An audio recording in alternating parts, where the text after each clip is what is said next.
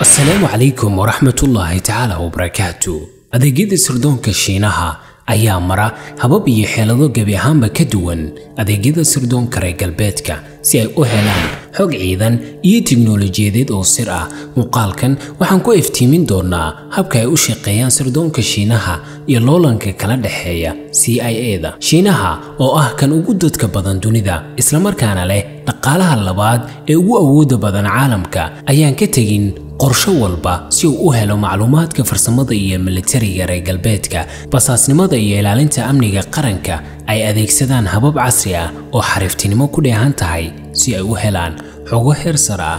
sanadkii 2010 Google iyo shirkado kale oo tiknoolajiyadda ku shaqeeya iyo kuwa warbaahineed ayaa lagu soo qaaday weerar ballaaran oo dhanka internetka oo ka yimid Uro oo ah koox weerar ah oo dhanka internetka oo asal ahaan ka soo jeeda dalka Shiinaha isla markaasna xiriir toos ah la leh ciidanka xoreynta shacabka Shiinaha. ujeedada weeraradani ayaa ah in la helo xog dhaqaale iyo xog muhiim u ah Shiinaha iyo in la jabiyo xogaha u qarsan wadamadaasi. cilmi baare Talyaani oo ku takhasusay arrimaha Shiinaha oo lagu magacaabo Giancarlo ayaa leh basaasnimada hay'adaha sirdoonka Shiinaha waxay leeyihiin hab iyo xeelado u gaar ah oo shaqo oo gabi ahaanba ka duwan adeegyada sirdoonka reer galbeedka si ay u helaan xog. adeegyada sirdoonka Shiinaha oo markiisii ugu horreeyay la aasaasay 625 miilaadiga tan iyo xukunkii boqor Wu Shao waxay hoos tagaan wasaaradda amniga dawladda. xogaha ayaa tibaaxay in adeegyada sirdoonka Shiinaha oo liddi ku ah midowga Soviet ay aad u yar yihiin xiriirka ay la leeyihiin wadamada shisheeye ayna door bideen dadka Shiinaha ee qowmiyadooda ah inay u fuliyaan howlgallada basaasnimada ee ka dhacay wadamada kale. adeegyada sirdoonka Shiinaha wax qiimo ah kuma bixiyaan wararka iyo macluumaadka howlgalladooda shisheeye laakiin waxay tababaraan dadkooda u dhashay wadanka Shiinaha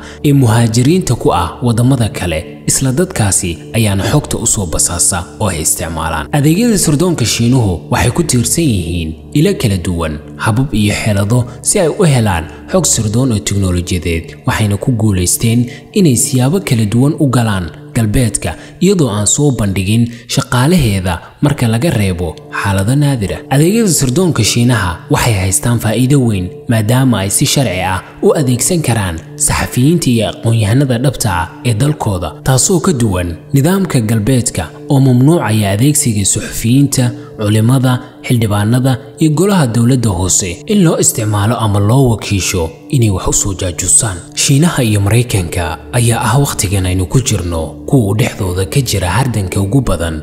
khilaafka ugu dambeeyay wuxuu ku saabsanaa aaladda TikTok kaasoo madaxweynaha Mareykanku uu doonayay inuu aaladdaasi xiro isagoo ku eedeynayay aaladani inay basaasayso xogta isticmaalayaasha ee ku nool wadanka Mareykanka. Shiinaha iyo Mareykanka waxaa ka dhaxeeya khilaaf dhinaca sirdoonka ah oo soo jireena.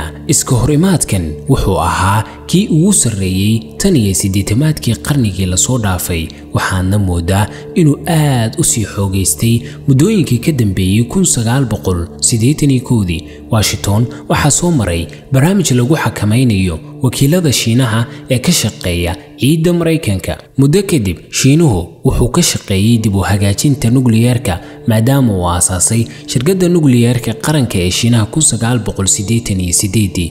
ciidamada qalabka sida ee Shiinaha 1999 waxay dhisteen saldhig si ay u dhexgalaan calaamadaha militariga ee Kona. laakiin 2002 waxay bilaabeen weerarada dhanka internetka ee qaar ka mid ah shabakadda Mareykanka ee loo yaqaano Titanrine halka FBI-dana ay ka furtay Beijing xafiis xiriir la leh iyaga iyadoo howlihii kale ee la kordhiyay ilaa Mongolia.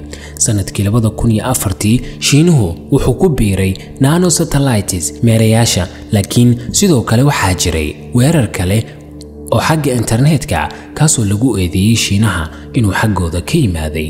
maxay kula muuqataa habka cusub ee basaasnimada ay Shiinaha